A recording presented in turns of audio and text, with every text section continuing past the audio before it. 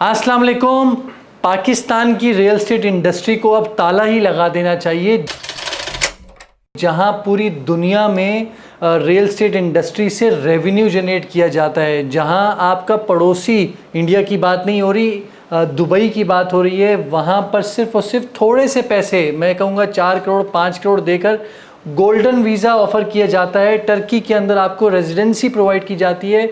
लेकिन नहीं, हमारे यहाँ तो जो देखा जाता है कि सिस्टम चल रहा है उसको बंद करना है, और जो ऑलरेडी बंद हो चुका है तो उससे तो रेवेन्यू आ नहीं रहा। ये सब बातें मैं क्यों बोल रहा हूँ, वो इसलिए बोल रहा हूँ कि अभी इस टाइम गवर्नमेंट ने फिर एक दफ़ा रियल एस्टेट इंडस्ट्री पे 7E का टैक्स, जो कि 2022 में मिफ्ता इस्माइल ने इंट्रोड्यूस करवाया था, उसके लिए उन्होंने परमानेंट कर दिया है कि अगर अब आपको कोई ट्रांसफ़र करवाना है तो जब तक आप वो टैक्स पे नहीं करोगे आप ट्रांसफ़र नहीं करा सकोगे। अब हम फ़र्ज़ कर लेते हैं आपकी एक प्रॉपर्टी है जिसकी मार्केट वैल्यू 1 करोड़ रुपए है, और आपने उसको 5 साल तक नॉर्मल अपने पास होल्ड किया।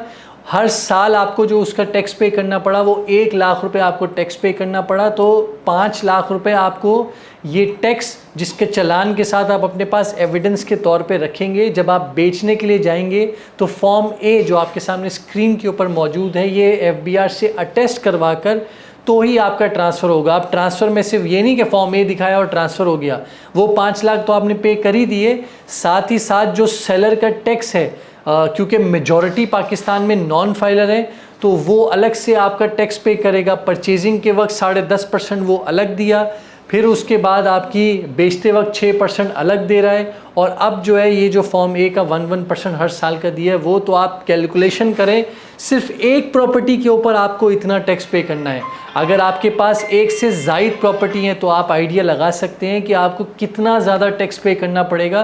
तो ये तो एक डीलर्स के पर्सपेक्टिव से देखें तो आपने ट्रांजैक्शन को स्लो डाउन कर दिया कि लोग ट्रांजैक्शन ही ना करें। तो ये सालाना बेसिस पे इतने पैसे कहाँ से दें कि टैक्स इलेक्ट्रिसिटी का भी भरें, यहाँ का भी भरें, मतलब जहाँ जाओ सिर्फ टैक्स ही भरो। सांस लेने पे बस अब रह गया है, पता नहीं वो भी कुछ दिनों में आ जाएगा कि जो जितना सांस लेगा उस पर भी एक लगा देंगे कि बेचते वक्त लगाओ। लेकिन खैर, इन सब चीज़ों पे जो टैक्स लग चुका है, इस पे हम अपना प्रोटेस्ट रिकॉर्ड कराते हैं कि आपको टैक्स कलेक्शन के लिए रेवेन्यू जनरेट करना है तो और भी बहुत सारे एवेन्यूज़ है जहाँ से आप कर सकते हैं। लेकिन जो एक चलती हुई इंडस्ट्री है, कंस्ट्रक्शन का बेड़ा गर्क हुआ है, कंस्ट्रक्शन को आप, क्योंकि जब प्लॉट ही लोग परचेज़ नहीं करेंगे, इन्वेस्टमेंट नहीं करेंगे, वो घर नहीं बनाएंगे, तो कैसे उस चीज़ को आगे लेकर हम चल सकते हैं।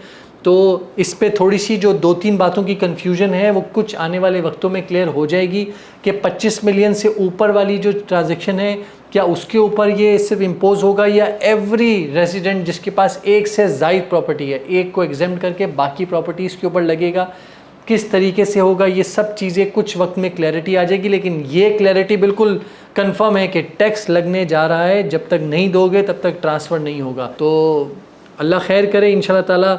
बुरा वक्त चल रहा है इकॉनमी के पर्सपेक्टिव से, हर लिहाज से ये वक्त भी शायद गुजर जाए। अपना बहुत बहुत ख्याल रखिएगा। मैं आपको इस FBR की टैक्स रेट के हवाले से आपको साथ साथ अपडेट करता रहूँगा। अपना ख्याल रखें। खुदा हाफिज़।